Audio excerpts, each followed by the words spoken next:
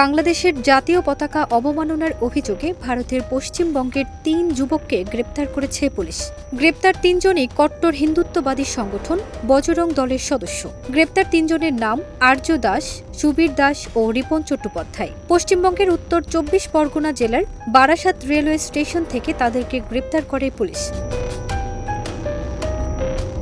৫ December এক প্রতিবেদনে এই তথ্য জানিয়েছে ভারতীয় সংবাদ মাধ্যম হিন্দুস্তান টাইমস।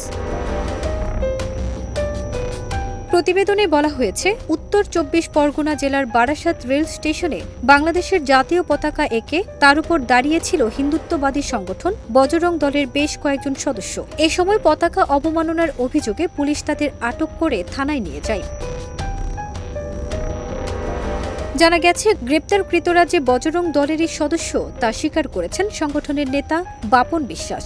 তিনি বলেন, গ্রেপ্তার হওয়া ৩ জনকে মুক্তি দেয়া না হলে তাহলে তারা বড় আন্দোলনের পথে হাঁটবেন। আমরা এখনো থানায় রয়েছি, আমাদের সহযোদ্ধাদের যদি না ছাড়ে আমরা সারা রাত থানার সামনে বিক্ষোভ করব। প্রসঙ্গত, মূলত সাম্প্রতিক সময়ে বাংলাদেশ ও ভারতের মধ্যকার সম্পর্কে অভূতপূর্ব উত্তেজনা দেখা দিয়েছে। হিন্দু সংখ্যালঘুদের উপর কথিত নিপীড়ন এবং রাষ্ট্রদ্রোহের অভিযোগে অভিযুক্ত চিন্ময় কৃষ্ণ দাসকে গ্রেপ্তারের অভিযোগে বাংলাদেশ সীমান্তবর্তী কয়েকটি ভারতীয় রাজ্যে বিক্ষোভ হচ্ছে।